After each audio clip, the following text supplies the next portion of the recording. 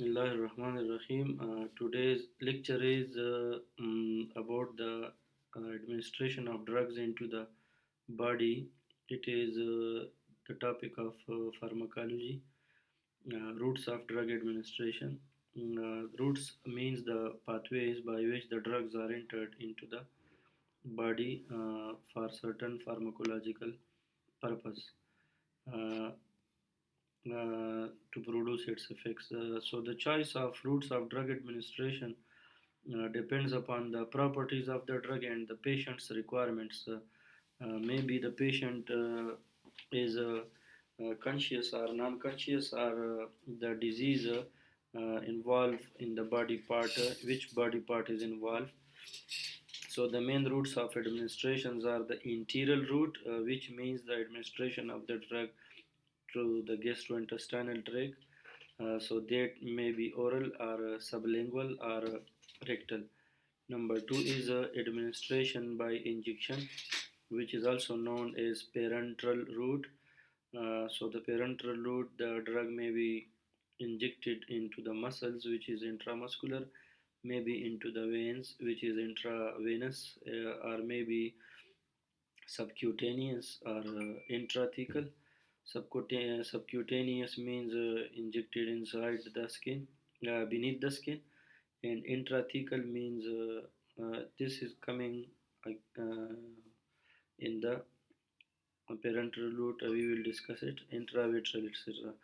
Number three, application to the epithelial surfaces. Example given: skin, cornea, into the vaginal tract or nasal mucosa. These epithelial surfaces are also known as miscellaneous routes of drug administration. To first of all is enteral route, means the administration of drugs through the gastrointestinal tract. This route is further divided into the oral route. The oral route is the most common, oldest, and safest route of drug administration.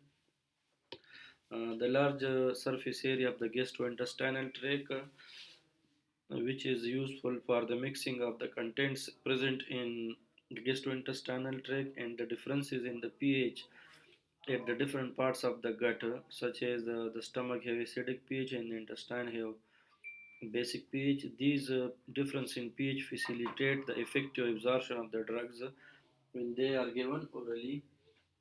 Uh, However, the acid and enzymes secreted in the gut and the biochemical activity of the bacterial flora of the gastrointestinal tract, which is also known as gut flora or normal flora, they can destroy some drugs before they are absorbed and enter into the blood circulation. So there may be some advantages or disadvantages of the oral route. The advantages are it is a safest route. It is most convenient, means most easily accessible. It is economical. It is economical means that the means that the drugs they are which when they are orally available, they are cheap as compared to the other routes. So advantage includes safest. It is the safest route. It is the most convenient, means easily accessible. It is most economical, and the drugs can be self-administered, and it also does not require the invasive route or a specialized person. If the person is physically fit or mentally fit, so we does not require a skilled person, except in case of peds or children or bedridden patients. The disadvantages of the oral route: the onset of action of the drug is slower because the absorption of the drug from the gastrointestinal tract requires some time. After that, it is absorbed and show its therapeutic effect. The irritant and unpalatable. Unpalatable means when the taste of the drug is not pleasurable or not good, it is called unpalatable. So the irritant and unpalatable drugs cannot be administered. Some drugs may not be absorbed due to the certain physical characteristic. For example, streptomycin. The streptomycin is actually destroyed by the gastrointestinal tract. So it is not available in the oral form. Because of its chemical and physical properties, it is only available in injectable form. The irritation of the gastrointestinal tract may lead to vomiting because of the gastrointestinal irritation. Uh, there are certain irritant drugs. There may be irregularities in absorption because of the pathological condition of the oral route. Sometimes patient may suffer from constipation or sometimes may suffer from diarrhea. So the absorption of drug is not regular. Some drugs may be destroyed by the gastric juice. Example given, insulin. It is only available in the injectable form. Insulin cannot be. Some drugs cannot be given to uh, unconscious and uncooperative patient. Uh, some drugs may undergo extensive first pass metabolism in the liver.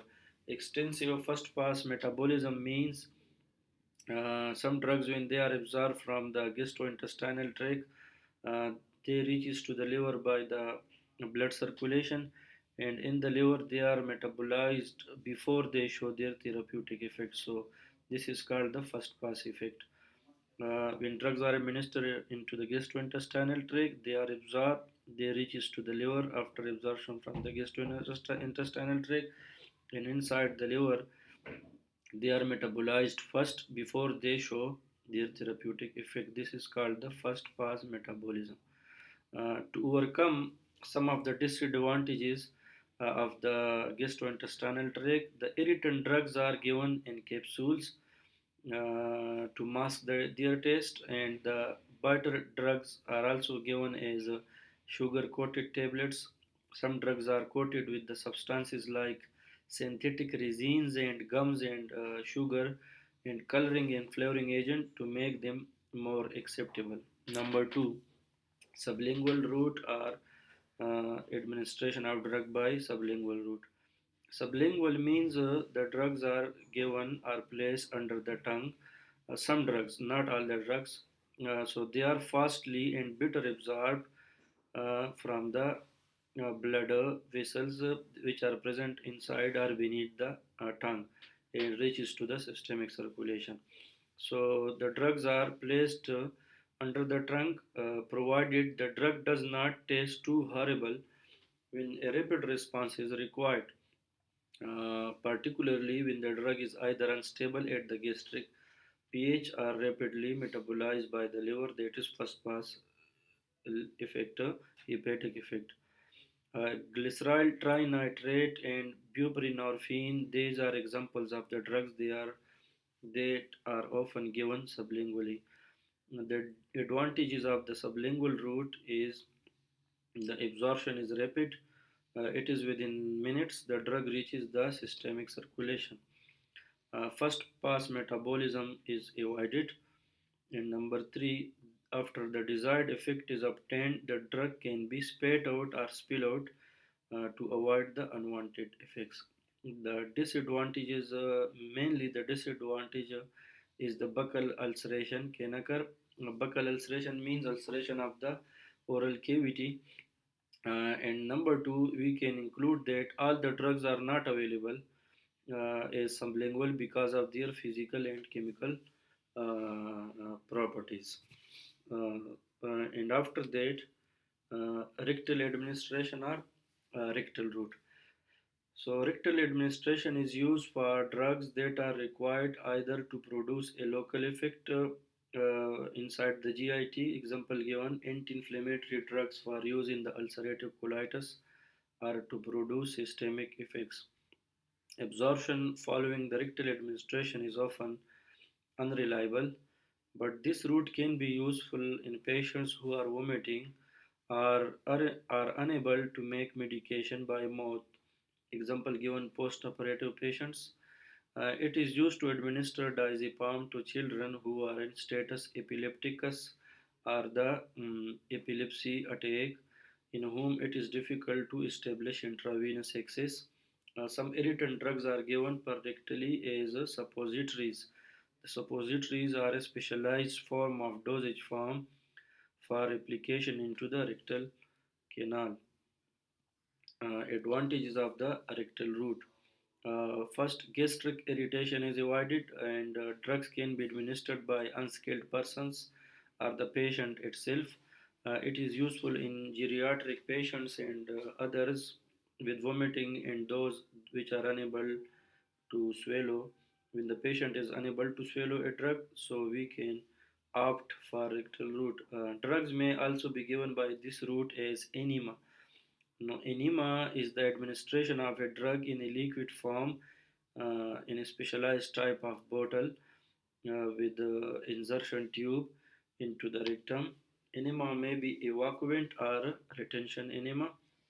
The evacuant enema, in order to empty the bowel or feces, to expel the feces from the gastrointestinal tract uh, for the purpose of the surgery or to relieve the constipation. There is about 600 milliliter of the soap water or concentrated salt solution. Different types of salts are there. They are administered per rectally. The water distends and thus stimulates the rectum while the soap lubricates. Enema is given prior to surgeries and obstructive procedures and radiological examination of the gut. Number two is retention enema.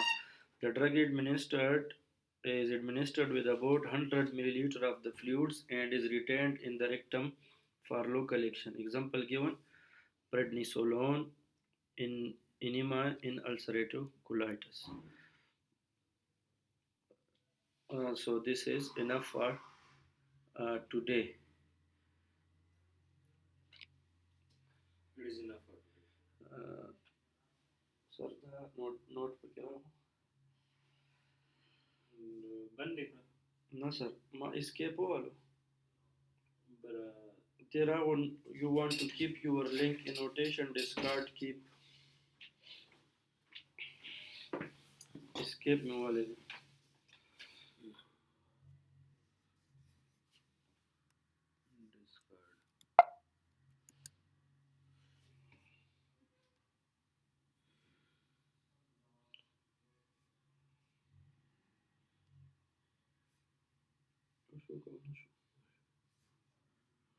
Sabora zikaro.